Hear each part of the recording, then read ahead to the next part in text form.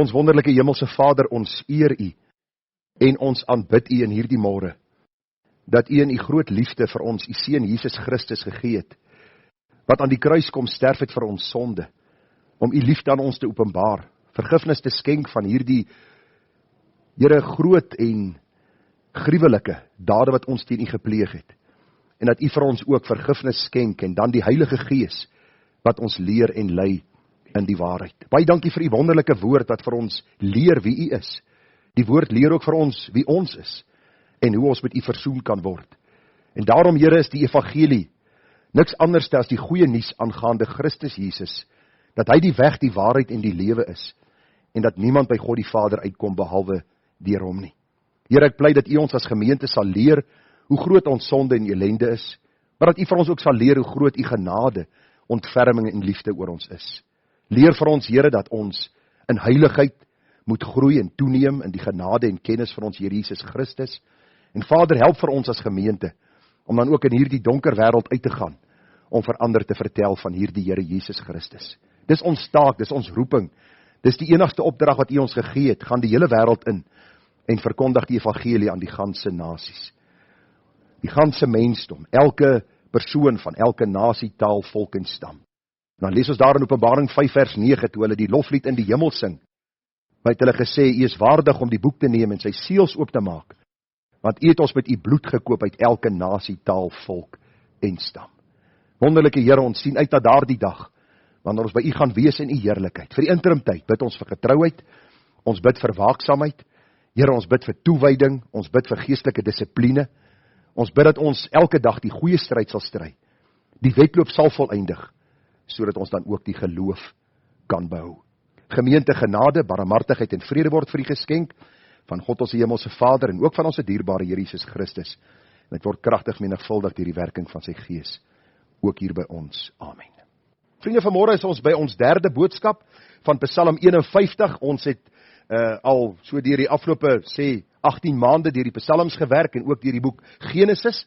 Alternatiewe Sondag werk ons deur die een en dan deur die ander, en somtyds ook, soos by hierdie psalm, werk ons vir 3 weke deur hierdie psalm. Eerste keer dat ek vers vir vers deur Psalm 51 werk, maar die gedagte is net vir my gewees toe ek begin het met hierdie psalm.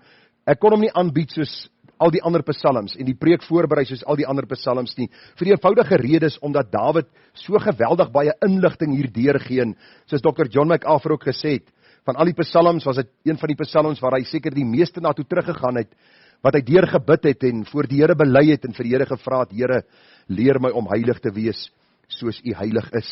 Die grootste probleem waarmee U en ek vanmôre sit, is ons sonde probleem.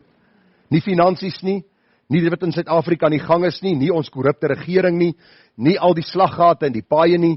Ons grootste probleem is onsself en ons sonde, waarmee ons elke dag worstel. Dink aan vanmôre, dit is nou 10:15. Hoeveel keer het U in hierdie môre al geveg in U gedagte teen sonde? Hoeveel keer het daar dinge al oor jou pad gekom vanmôre in hierdie paar ure wat jy die duiwel moes weerstaan het? Hoeveel keer het jy al geval vanmôre? En dis die hele groot gedagte waarmee ons besig is dat Psalm 51 leer vir ons om konstant ons lewe voor die Here te stel en te sê, Here, heilig my soos U ook heilig is. Nou, ons gaan vanmôre so 'n bietjie net 'n oorsig hanteer, die gedagte van die ware berou en belydenis, 'n wegdraai van sondes wat God in ons werk. Die eerste boodskap het gegaan oor Dawid se sonde. Ek het vir u gesê, het was gruwelike sondes. Hy het met Batseba gesondig, hy het Uria vermoor of laat vermoor. Die Bybel sê vir ons, hy het hierdie sonde probeer wegsteek. Verskillende dinge wat Dawid gedoen, en ek het vir u gesê, vriende, al is ons sonde miskien nie so groot soos die van Dawid nie, is ons nog steeds skuldig voor die heilige God. Baie belangrik dat ons dit sal sien. Dawid se sonde is ook maar typerend van die lewe van my en van jou. Miskien nie in die mate van boosheid wat Dawid gedoen het nie, maar Christus het gesterf vir sonde. En vriende, enige sonde is wanneer ons God se volmaakte wet en sy woord eenkant skuif.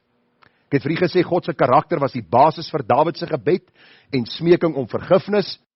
Dawid het besef en geweet hy verdien niks nie, die 2 punte het redelik saam geloop, en ek vir u gesê, die belangrikheid wat ons hier moet sien is, dat Dawid het na die Here gegaan en vir die Here gesê het, Here, dis omdat ek so wonderlik goed is, dat u my moet vergewe, omdat ek koning is van Israel nie. Dawid kom na die Here en hy vra vir vergifnis, juis omdat Dawid geweet het, op grond van die genade en barmhartigheid van Christus, en Christus se genade en barmhartigheid alleen, kan hy om vergifnis vra vir sy sonde. Ons het bietjie gekyk na sy uitroep, verlang en begeerte na totale vergifnis. Hy het die Here gebid, dat die Here vir hom sal vergewe, dat die Here vir hom genadig en barmhartig sal wees. Ons het gekyk na sy sonde was primêr teen God gepleeg, die groot gedagte wat ons hier raak gesien het.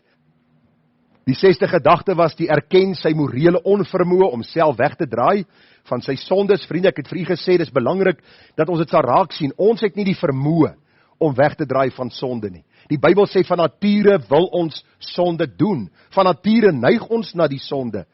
En sien ons ook hoe Dawid sy morele onvermoë erken om weg te draai van sy sonde. Hy bid vir liggaamlike en geestelike herstel. Ek het vir u gesê, as ons kinders van die Here is, dan raak ons sonde ons nie net in ons siele nie, maar ook in ons liggame.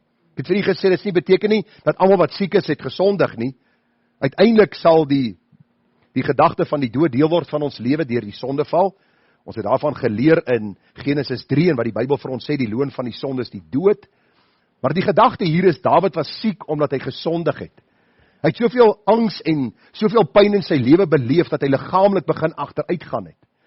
En daarom bid hy ook, en ek het vir u Jakobus 5 baie duidelik in verband gebring met hierdie gedagte. Die Here sê, as ons siek is, kan ons mense kry om saam met ons te bid, om vir ons te bid, en dan ook moet ons sondes bely as ons sonde gepleeg het. Belangrik om te sien, dat 'n kind van die Here se sonde raak sy hele menswees aan. Die 8de gedagte bid dat die Here weer aan hom sy vrede en sy vreugde sal gee. Dis nou net wat ons alreeds hanteer het, die 8 gedagtes. Vanmôre kom ons by die laaste 14 gedagtes uit, minus hierdie 8, en nog 2. Ok, kom ons lees uit Psalm 51. Vir die musiekleier, 'n psalm van Dawid, toe die profeet Nathan na hom gekom het, nadat hy by Batseba ingegaan het. Hy sê, wees my genadig, o God, na u goedertierenheid. Delg my oortredinge uit na die grootheid van u barmhartigheid.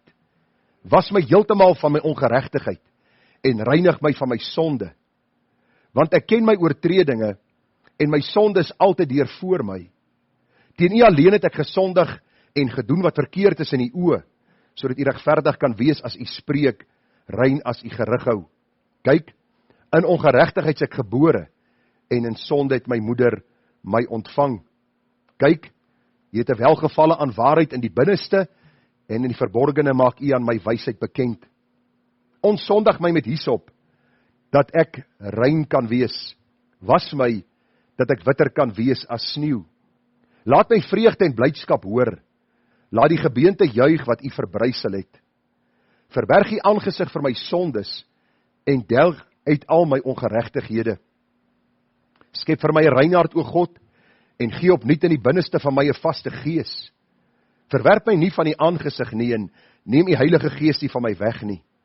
Gee my weer die vreugde van u heil, en ondersteun my deur 'n gewillige gees. Ek wil die oortreders u weë leer, dat die sondaars hulle tot u kan bekeer. Red my van bloedskuld, o God, God van my heil. Laat my tong u geregtigheid uitjubel. Here, open my lippe, dat my mond u lof kan verkondig. Want u het geen behaag, of u het geen lus in slagoffers nie, anders sou ek dit gee. In brandoffers het u geen behaag nie. Die offers van God is 'n gebroke gees. 'n gebroke en verslae hart sal u, o God, nie verag nie. Doen goed aan Sion, na u welbehaag, bou die mure van Jerusalem op, dan sal u 'n welbehaag hê in die offers van geregtigheid, in brandoffer en voloffer, dan sal hulle stiere offer op u altaar. Nou vriende, ons teks van oordenking vanmôre is Psalm 51 vers 3, wees my genadig, o God, na u goedertierenheid, delg my oortredinge uit na die grootheid van u barmhartigheid. En ons tema vanmôre dan is, ware berou en belydenis, ja, 'n wegdraai van sonde is wat God in ons werk. Ware berou en belydenis, ja, 'n wegdraai van sonde is wat God in ons werk. Nou vriende, ek dink die meeste van u ken het, gehoor al van die man Martin Luther. Nou, dis nie Martin Luther King, die Amerikaanse politieke aktivis, wat ek dink in die jare 60 so 'n bietjie opskudding gemaak het nie. Martin Luther was die man gewees, 'n Rooms-Katolieke priester, wat in 1517 die 95 stellings teen die Wittenbergse kerk deur vasgespijker het, om ook sy misnoë met die Rooms-Katholieke kerk dan te kenne te gee. Om vir hulle te sê, luister, die paus is nie God nie, sy kardinale is nie die absolute gesag van die Here nie, die woord kan nie uit die mense se hand geneem word en net die kerk verklaar die Bybel nie, maar dat elke liewe persoon die Bybel in sy hand moet hê. Nou, ek glo saam met my saamstem dat Martin Luther glad nie 'n gewilde man was in Rome nie. Hy het klas gegee op hulle universiteit, die studente was mal oor hom gewees, juis oor die gedagte omdat hy bereid was om sekere dwaalleringe aan te spreek. Maar dit het gebeur dat hulle dan ook 'n prys op Martin Luther se kop gesit het. Hy's uit die kerk verban en Martin Luther moes vlug vir sy lewe.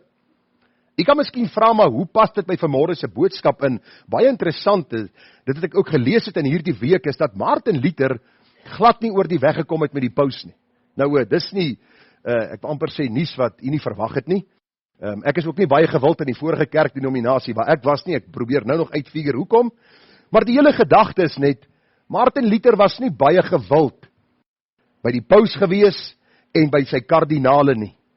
Maar toe Martin Luther op 'n stadium oor sy eie lewe skryf, toe sê hy die volgende. Hy sê, I am more afraid of my own heart than of the Pope and all his cardinals. I have within me the great Pope self. Dit was my so treffend gewees dat Martin Luther 'n absolute vyand van die paus was en die paus van Martin Luther, maar toe hy na sy eie hart kyk, toe sê hy, my hart is meer boos en vol bedrog as wat die paus ooit kan wees. En vriende, dit is 'n gedagte wat vir my so getref het, want die meeste mense reken hulle is goed in die rent. Die meeste mense reken dat in hulle hart is daar eintlik meer goedheid as slegheid. Daar is meer goeie werke as bose werke, en soos 'n man vir my gister gesê het, hy sê, ek is eintlik nie so slegte mens nie. Daar's eintlik baie goed in my. En toe besef ek net weer, dis presies wat Martin Luther by uitgekom het, en ook wat Dawid by uitgekom het, en baie kinders van die Here alreeds by uitgekom het. Die man Dr. Alistair Begg, ek weet, daar's baie mense wat nie baie van hom hou nie, en daar is dinge wat hy al gesê het, dat ek ook nie meer saamstem nie, maar het in een van sy preke die volgende gesê. Nou, hy was baie jare of is nog steeds in die bediening, al seker vir 50 jaar, en hy sê die mens wat hom die meeste probleme in sy lewe gegee het, was hy self gewees. Dink mooi vanmôre aan wat ek sê. Ons soek altyd die fout by ander mense. Jy het my te nagekom, jy het hierdie ding gesê, as jy nie dit gedoen het nie, sou ek nie so opgetree het nie, en uiteindelik moet ek uitkom by my eie hart wat voor God bedrieglik is, voor God sondig is. En vriende, daarom sit ons met die probleem vandag, dat ons onsself laat geld, en ons besef nie hoe boos en sondig ons harte is nie. En dit bring ons by Dawid uit. Dis presies waaroor Psalm 51 gaan. Deur al Dawid se psalms sê hy vir ons baie duidelik, hoe boos en sondig sy eie hart is. Hoe sy hart teenoor die Here gerebelleer het. Hoe Dawid dikwels dinge gedoen het wat lynreg teen God se woord was. Hy het van beter geweet, maar nog steeds die verkeerde weg ingeslaan. En hoe hy geroep het om genade. En dis waaroor hierdie psalm gaan. Want my en jou hart, vriende, is nie beter as die van Martin Luther, as die van Dr. Alistair Begg, as die van Dawid, en dan sal ons later ook sien van die apostel Paulus nie. Hoor gou wat sê koning Dawid in Psalm 25 vers 7. Hy sê, dink nie aan die sondes van my jonkheid en aan my oortredinge nie. Dink aan my na u goedertierenheid, om u goedheid ontwil, o Here. Wanneer laas was u voor die Here en vir die Here gesê, Here, dankie dat u my nog verdra op hierdie aarde, wat u geskaap het. Ek is 'n gas op u aarde en u weet ook in hierdie week teenoor u gerebelleer het. Dankie dat u my gespaar het. Dankie dat u vir my genadig en barmhartig is. Hoeveel van ons ouer mense het al uitgeroep in hierdie week? Here, dink nie aan my sonde van die verlede nie. Here, dink nie aan my opstand, my ongeregtigheid. Die klaagliedere wat ek voor u sing, die murmureringe, die ondankbaarheid, dat ek u dien sonder blydskap en vreugde. Here, dink nie aan die sondes van my jonkheid nie. Hy sê in Psalm 32, wat baie nou is, of nou saamgelees kan word met Psalm 51, hy sê, wees nie soos 'n perd, soos 'n muilesel wat geen verstand het nie. Nou ons as man sal nogal goed kan assosieer hiermee, ons is baie keer soos 'n duintjie, né? Soos die ou wat by ons werk sê. Ons dink baie keer nie soos die Bybel vir ons sê nie, ons is baie keer halstarrig, ons is baie keer in ons eie gedagte vasgevang, en ons doen wat ons wil, om later maar net in berou vir die Here te sê, Here, ek is jammer dat ek sonder verstand opgetree het. Die Bybel sê, wees nie soos 'n perd, soos 'n muilesel, wat geen verstand het nie, wat 'n mens moet tem met toom en teel, as hy tuig, anders kom hy nie naby jou nie. Vriende, dit is presies wat Dawid se gesindheid was, soos Martin Luther, soos Dr. Alistair Beck, so kom Dawid en hy sê, luister, my grootste probleem is ek self. En dan kom Paulus met die woorde daar in Romeine 7, dit echo die woorde van hierdie manne wat ek nou genoem het. Hy sê, want ek weet, hy is nie onseker daarvan nie, hy twyfel nie daaroor nie.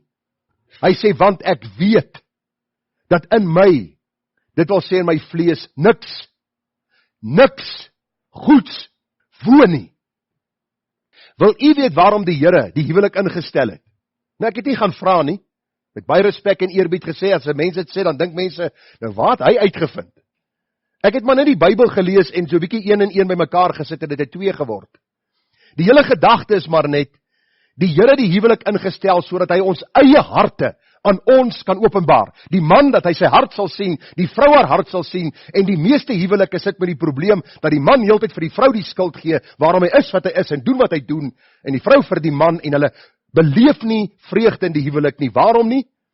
Want hulle besef nie hoe boos en bedrieglik en sondig hulle eie harte is nie. In my en jou hart woon niks goeds nie.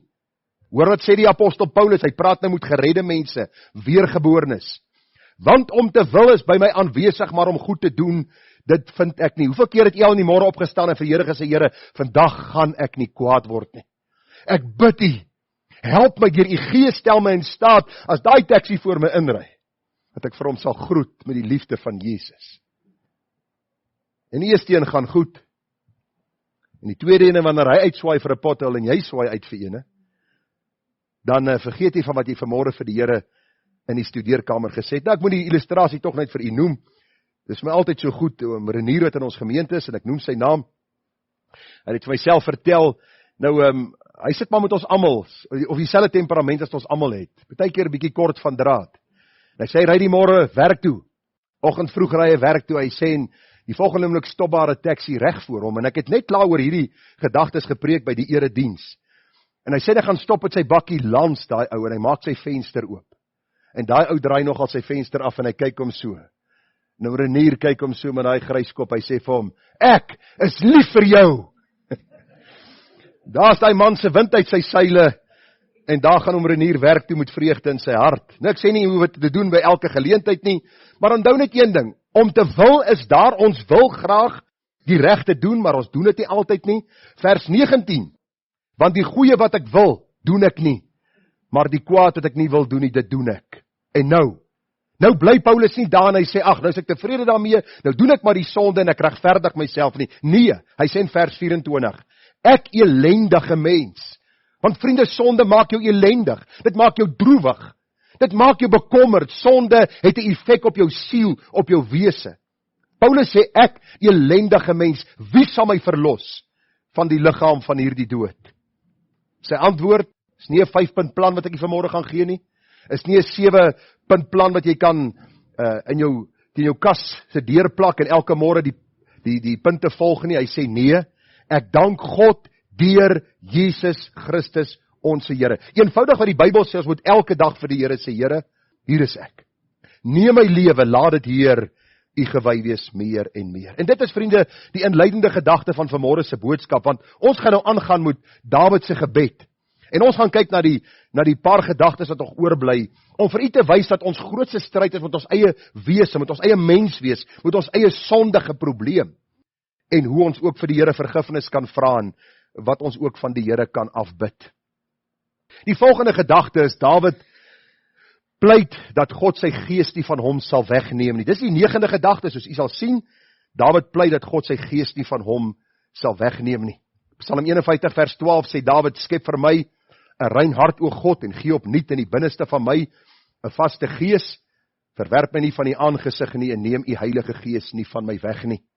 Nou vriende, jy sal weet, een van die dwaalleringe wat in my vorige kerkdenominasie hoogtyd gevier het, was die tweede genadewerk, of hartsreiniging en vervulling met die Heilige Gees, soos mense dit noem.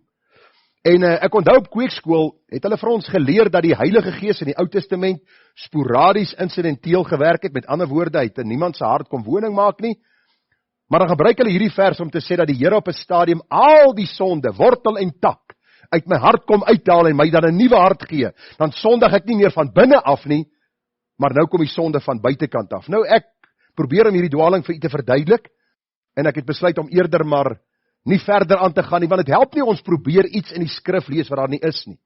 Dawid bid nie hier dat die Here die wortel en die tak van sy sonde wegneem nie. Dawid bid nie hier dat die Here een of ander werk moet doen waar hy nooit weer van binnekant af 'n begeerte na sonde sal hê nie. Wat doen Dawid hier? Wat bid hy hiervoor? Wat is die gedagte hier eenvoudig? Die ander vrees wat na vore kom, wat mense dikwels sê, is dat die Here sy gees van ons as sy kinders nou wegneem. Met ander woorde, ek kan gered wees, dan is ek nie meer gered nie. Dan is ek gered, dan is ek nie meer gered nie. Is dit wat Dawid na verwys? Kom ons kyk vanmôre, want ek dink nie, dis een van die twee gedagtes nie. Dawid is eenvoudig besig om sy sondes te bely. Hy sit nie met 'n belydenisskrif van 'n kerk wat duisende jare later opgestel is, deur skrif buite verband te vat, en dan een of ander leerstelling te formuleer nie. Glad nie. Dawid is in 'n toestand waar hy voor God buig oor sy sonde wat hy gepleeg het. En luister vriende, Dawid hier eenvoudig bid, en hierdie gebed was nie 'n vrees van Dawid dat hy sy saligheid, sy kunskap of sy redding sal verloor nie. Dis duidelik in die konteks, en ook as 'n mens die ander gedeeltes in die konteks van die Hebreë Bybel gaan lees, dat wat Dawid wel hier bid is, dat in die Ou Testament het die Here sy kinders gesalf vir dienswerk. En Dawid het gevrees dat die Here sy gees sal wegneem vir die taak en die roeping en die diens waartoe hy hom geroep het om as koning te heers. Kom ek gaan vir julle 'n paar voorbeelde gee in die Bybel, dan sal jy agterkom dat die Here sy heiliges in die Ou Testament toegerus het vir dienswerk, en dit werk nie anderste by ons in die Nuwe Testament nie. Ek kan vanmôre dit vir u wys. So Dawid bid in die 9de plek, die 9de punt wat ons vanmôre hanteer, dat die Here sy gees nie van hom sal wegneem nie. Eenvoudig, Here, u het my toegerus vir hierdie taak, u het u gees oor my vaardig laat word, u gebruik my as koning in Israel, ek pleit by u, neem u gees nie van my weg nie.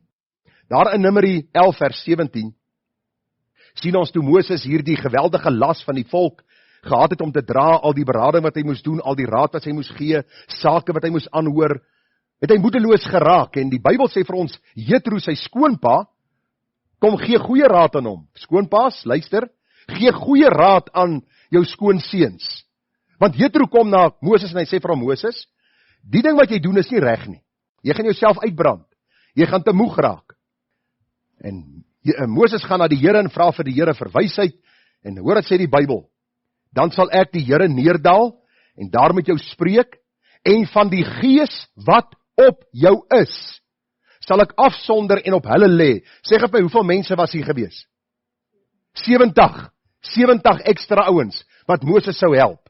So die Here sou van die gees wat op Moses was, afsonder en op hulle lê, en hulle sal jou help om die las van die volk te dra, sodat jy dit nie alleen hoef te dra nie. So dis wat Dawid vrees, Here, moenie u gees van my wegneem nie, want ek kan nie sonder u hierdie koninkryk, hierdie werk, hierdie roeping uitleef nie. Ek kan dit nie doen nie.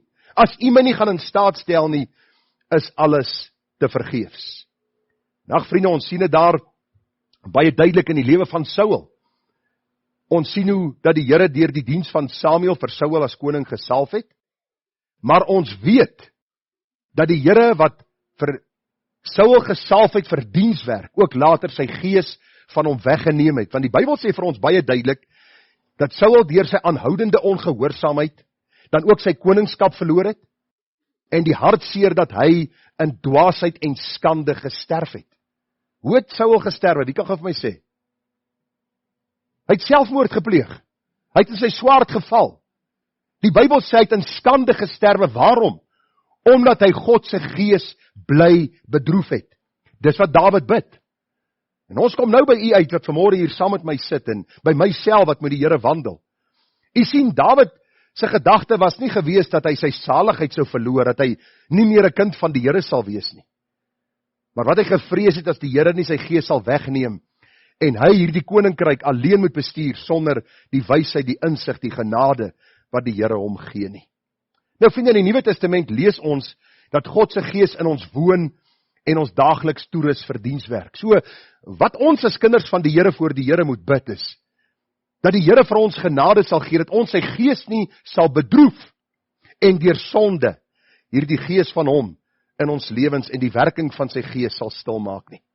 Die Here is baie duidelik daaroor, dat ons as sy kinders, sy Gees ontvang het, Johannes 14 vers 16, en ek sal die Vader bid, en hy sal julle ander trooster gee, om by julle te bly, tot in ewigheid, die Gees van die waarheid, wat die wêreld nie kan ontvang nie, omdat het hom nie sien nie, en hom nie ken nie. Maar julle ken hom, omdat hy by julle bly, en in julle sal wees. God se Gees woon in ons as God se kinders. Johannes 16:13, maar wanneer hy gekom het, die Gees van die waarheid, sal hy julle in die hele waarheid lei. Hy sal net homself spreek nie, maar alles wat hy hoor, sal hy spreek, en die toekomstige dinge aan julle verkondig. Romeine 8 vers 9, julle is egter nie in die vlees nie, maar in die Gees, as naamlik die Gees van God in julle woon. As iemand die Gees van Christus nie het nie, die behoort nie aan hom nie. Vriende, dis wanneer ons sondig, dat hierdie waarskuwing duidelik na ons kom, Efesiërs 4:30, en bedroef nie die Heilige Gees van God nie, deur wie julle verseël is tot die dag van verlossing. Ek weet nie van u nie, maar ek het al dikwels vir die Here gesê, Here, neem asseblief u Gees nie van my weg nie. Here, u weet ook, ek bedroef het deur hierdie antwoord wat ek gegee het, of miskien hierdie ding wat ek gedoen het, of hierdie gedagte wat ek bedink het, of die nalatsondes in my lewe. Here, hoe kan u my nog verdra? Hoe kan u nog lief wees vir my? Dan herinner die Here my daaraan, dat hy sy Gees nooit van ons sal wegneem nie. Maar sy Gees se werking in ons kan minder word, en dikwels lees ons die Bybel ook dan nie meer so getrou nie, en ons is nie eens getrou in die onderlinge byeenkomste, ons is nie meer getrou in dit wat God vir ons gee nie, en dan stoei ons met hierdie goed in ons harte, en ons wonder baie keer, is ek nog kind van die Here? Behoort ek nog aan hom?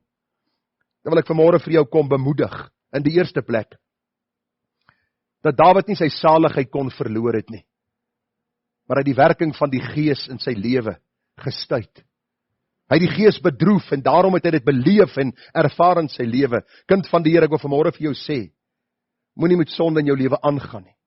Dit bedroef die Gees. Dit maak die werking van die Gees in jou lewe stil. Jy lees die woord, maar dit beteken nie meer vir jou werklik wat dit beteken het. Daar is nie meer hierdie toewyding aan die Here en hierdie tye van gebed en verkwiking by sy aangesig nie. Daarom neem hierdie waarskuwing ter harte.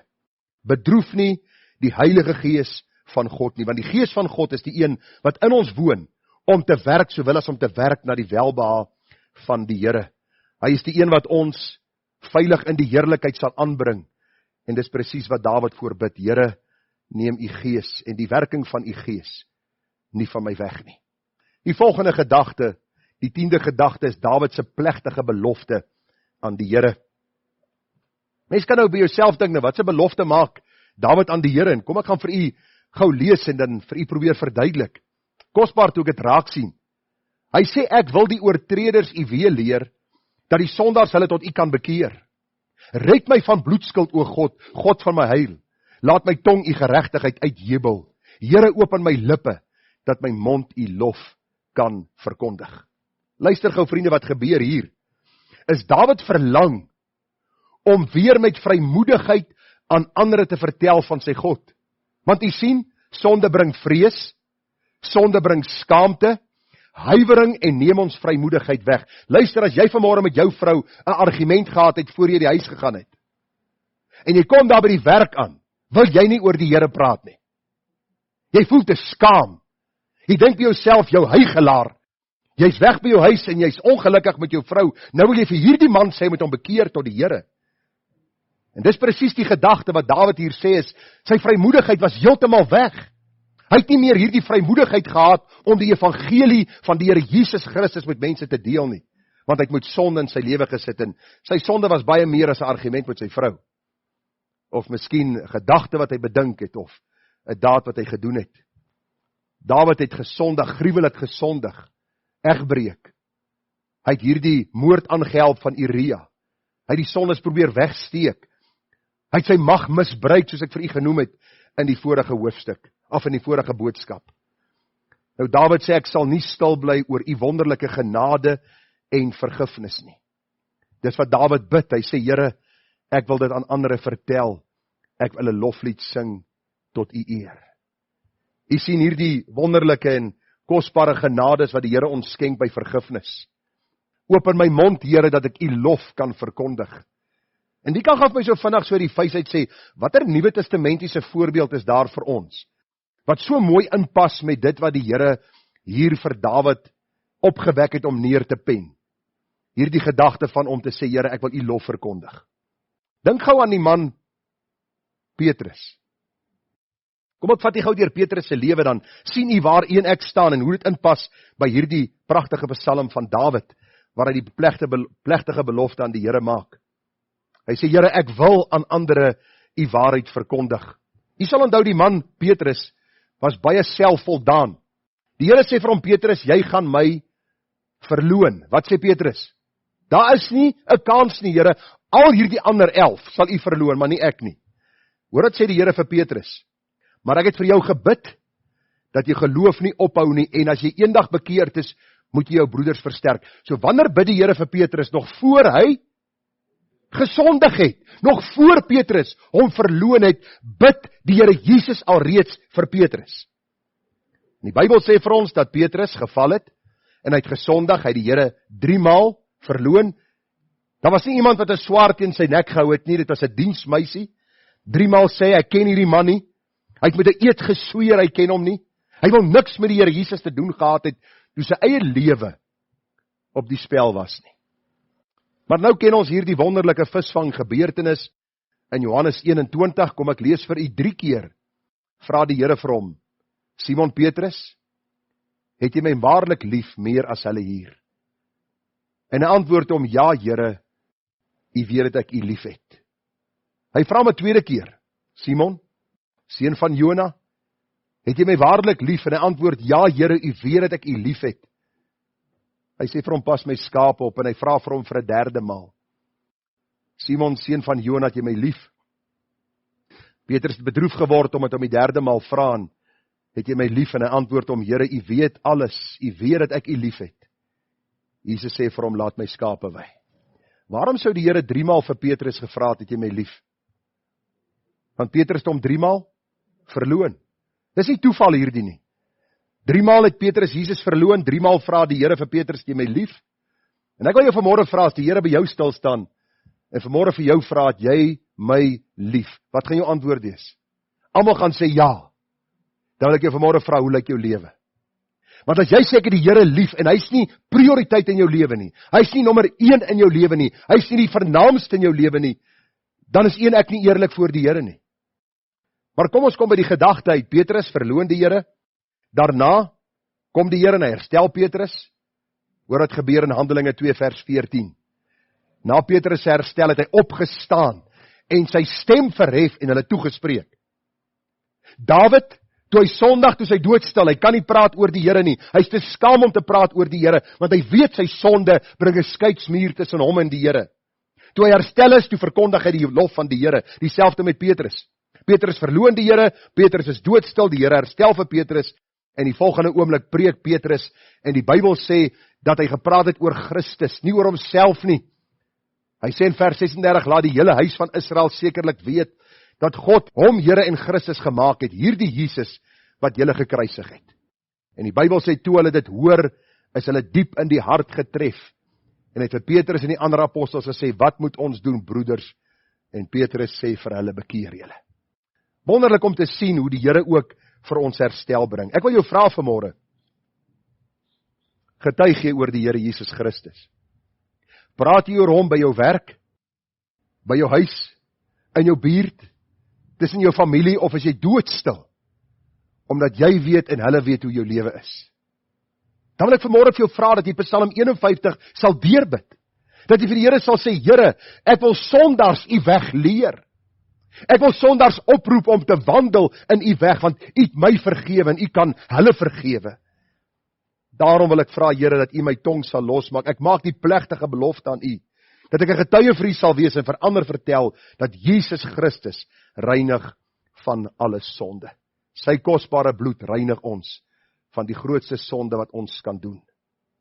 Voorlaaste gedagte, hy bid vir 'n opregte en sensitiewe hart.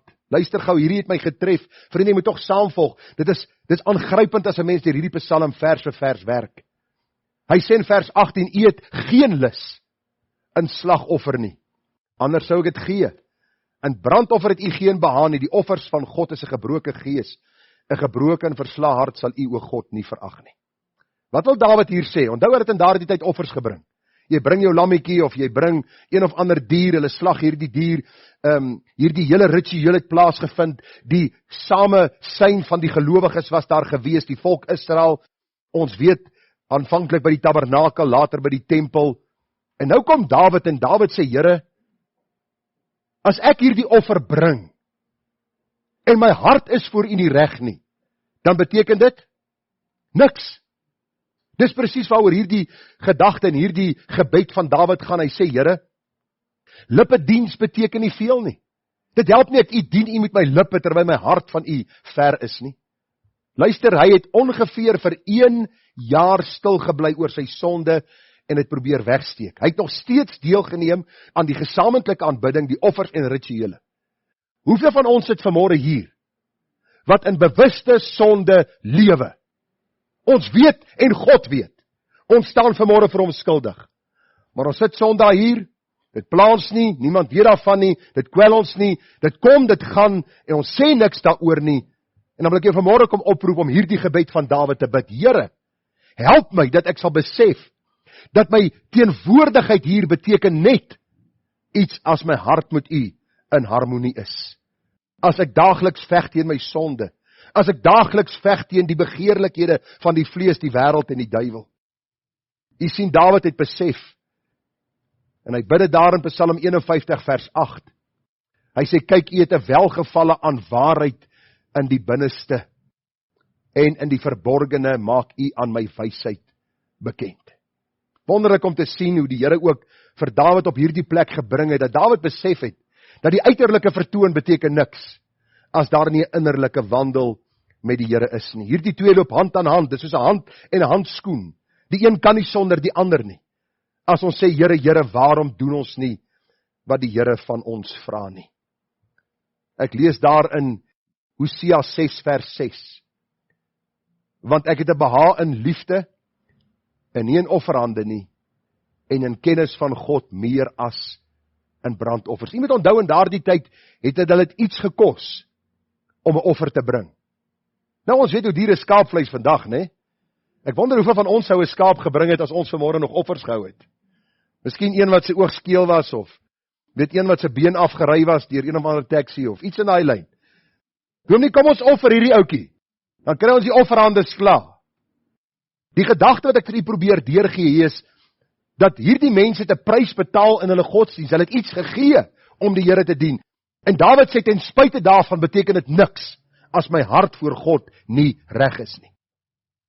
Daarom sê Jeremia 7 vers 22, want ek het met julle vaders op die dag, dat ek hulle uit Egipte land uitgelei het, nie gespreek nie, en hulle geen bevel gegee in verband met brandoffer of slagoffer nie. Vers 23, maar hierdie saak het ek hulle beveel, naamlik, luister na my stem, dan sal ek vir julle God wees, en julle sal vir my 'n volk wees, en wandel net in die weg, wat ek julle beveel, dat dit met julle goed kan gaan. Die oomblik toe Dawid sonde doen, toe sy verhouding met God versteur, sy verhouding met sy medemenses versteur, daar's onvrede in sy siel, hy doen nog steeds al die dinge uiterlik, hy gaan deur al die rituele, hy is nog steeds by die offerhandes, hy is nog steeds by hierdie aanbiddingstye wat hulle gehad het, maar hy sê, Here, u weet my binneste roep uit. U weet my binneste voor u is nie reg nie. En ons sien hoe die Here vir Dawid herstel gegee het, vergifnis gegee het, genade gegee het, en om 'n baie sensitiewe hart kom gee het. U kan deur die psalms gaan lees. Die laaste gedagte vanmôre, en dit is amper iets wat vir my nie ingepas het in die psalm nie, ek het 'n bietjie gaan navorsing doen daaroor, en wil ek vanmôre vir u die gedagte deurgee. Die laaste plek, Dawid bid dat die Here weer geestelike herstel, nie net vir hom nie, maar ook vir die volk Israel sal gee. Kom ek lees vir u die laaste verse. Hy sluit hierdie psalm af. Nou, Wie van u het al deur Psalm 51 gewerk, 'n paar keer? Nou, meeste van u het seker agtergekom dat hierdie vers 20 en 21 pas amper nie in nie. Van die kommentaarskrywer sê dat hierdie 'n byvoegsel was later, en tog glo ek dat die Here goed gedink het om dit in die Bybel vir ons te gee. Daar staan, doen goed aan Sion na u welbehae. Bou die mure van Jerusalem op. Dan sal u 'n welbehae in die offers van geregtigheid, in brandoffer en voloffer, dan sal hulle stiere offer op u altaar. Nou, wat wil Dawid vir ons hier kom leer? Hy sê baie duidelik, vriende, in hierdie gedagte wat hy deurgee, 'n sonde raak ander mense. Ek het vir jou baie keer gesê, die gesin is die gemeente in die kleine. So elke gesin vanmôre vorm 'n gemeente, en die gemeente gaan in die gemeenskap in om vir die Here iets te beteken. Luister mooi wat gebeur hierso. Is Dawid se sonde het miskien in die kamer van sy paleis plaasgevind. Maar die effek daarvan was deur die hele volk Israel gewees. Luister, dit was nie net Dawid wat geraak was deur sy sonde nie. Urias vermoor, Batseba swanger, Joab die leerowerste het hierdie inhoud van die brief gelees en hierdie opdrag van die koning uitgevoer. Die Bybel sê ander manskap het gesterf in hierdie komplot van Dawid. En luister, die mense het begin praat.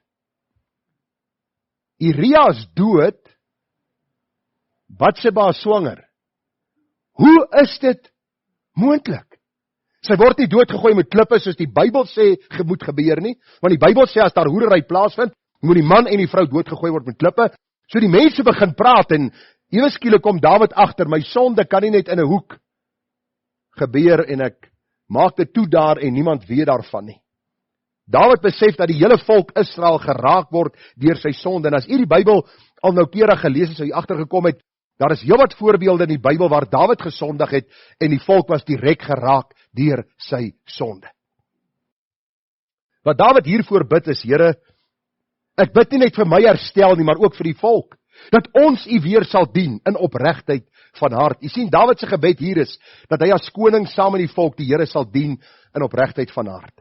Dat hulle geestelik saam sal groei en moreel rein sal lewe, dat hulle God sal eer en 'n getuie na buite sal wees. Dis waarvoor die Here Israel geroep het, om 'n getuie onder die heidense volke te wees. Dis waarom die Here ons roep as sy kinders, waarom ons kom red het, waarom ons kom wederbaar het, sodat ons nie stil sal bly en net sal duim vashou en te hoop ons gaan by die hemel uitkom nie, maar om te weet ons is getuies vir die Here in ons woord, in ons wandel, in ons dade. Baie belangrik dat Dawid hierdie saak raak sien en ook daarvoor bid, dat die Here 'n nasionale herstel sal bring, nie net vir hom in die paleis nie, maar ook vir sy volk en die mense saam met hom. Psalm 122 vers 1, 'n bedevaartlied van Dawid. Hy sê, ek was bly toe hulle vir my gesê het, laat ons na die huis van die Here gaan. Ons voete staan in jou poorte, o Jerusalem, Jerusalem wat gebou is, soos 'n stad wat goed saamgevoeg is, waarin die stamme optrek, die stamme van die Here, 'n voorskrif vir Israel, om die naam van die Here te loof. Dawid sê, vir te lank het ek stil gebly, vir te lank het ek my sonde weggesteek, vir te lank het die volk gelei onder my sonde, vir te lank het ons God bedroef deur ons boosheid. En Dawid roep hulle op tot herstel. Hy sê, Here, seën weer u volk en Here, laat die geregtigheid van u wet weer hulle deel word en dat hulle weer naby u sal lewe.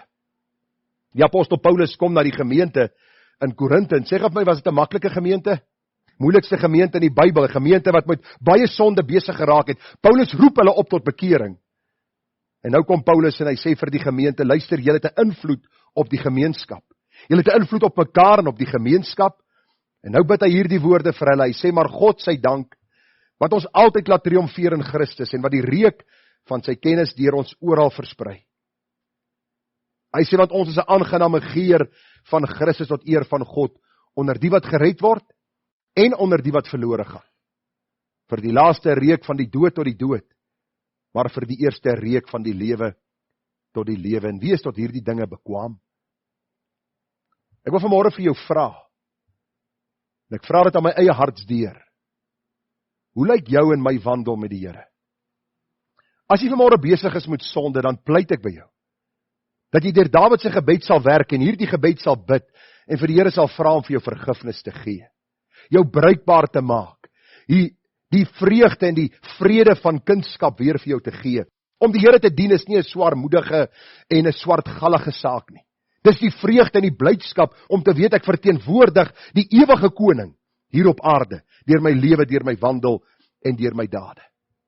Ek wil vanmôre by jou pleit, dat jy ander sal oproep om saam met jou die Here te dien. As jy ander broers en susters in sonde sien, om hulle nie te los daarin nie, maar hulle op te roep en te sê, kom ons dien die Here. Kom ons kom voor sy aangesig met gejubel. Kom ons erken dat die Here God is. Hy het ons gemaak, ons is die skape van sy weide.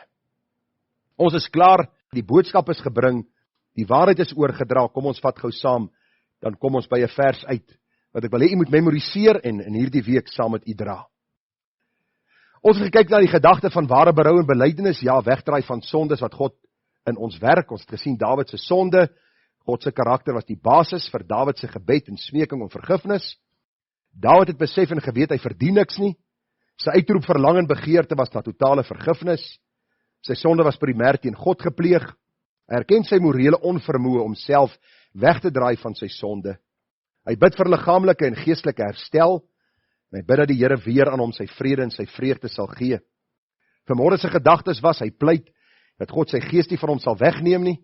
Hy het die plegtige belofte gemaak aan die Here om 'n getuie vir hom te wees. Hy bid vir 'n opregte en sensitiewe hart, dat hy nie skynheilig sal wees in sy aanbidding nie. En vriende, dat die Here geestelike herstel en voorspoed vir die volk Israel sal gee. Die vers wat ek wil hê jy moet memoriseer, wat vir my hierdie Psalm 51 mooi opsom, is die woorde van Johannes in 1 Johannes 2 vers 1. Hy sê, my kinders, ek skryf hierdie dinge aan julle, dat julle nie moet sondig nie. U sien die seer waardeur Dawid gegaan het, toe hy in sonde geval het. U weet die seer wat sonde in u lewe bring. My kinders, ek skryf hierdie dinge aan julle, dat julle nie moet sondig nie. Nag vriende, is vir my wonderlik om te weet, dat die Here ook vir ons die B-gedeelte gee. En as iemand gesondig het, ons te voorspraak by die Vader Jesus Christus, die regverdige. Ek wil net iets regkry met hierdie boodskap vanmôre, net een doel bereik. As ek die teiken vanmôre kan tref, sal ek bly wees. Moenie in tye van sonde weghardloop van die Here nie. Hardloop na hom toe. Daar is vergifnis, daar is reiniging deur die bloed van die lam. Moenie jou sonde probeer wegsteek nie, bely dit en beleef die vryheid en die vreugde van vergifnis wat die Here gee. Dis wanneer jy met jou eie sonde besig raak, dat die vyand jou al hoe dieper in hierdie maalkolk en in hierdie gat van boosheid laat wegsink. Een sonde word 'n volgende ene, en later roep jy in wanhoop uit.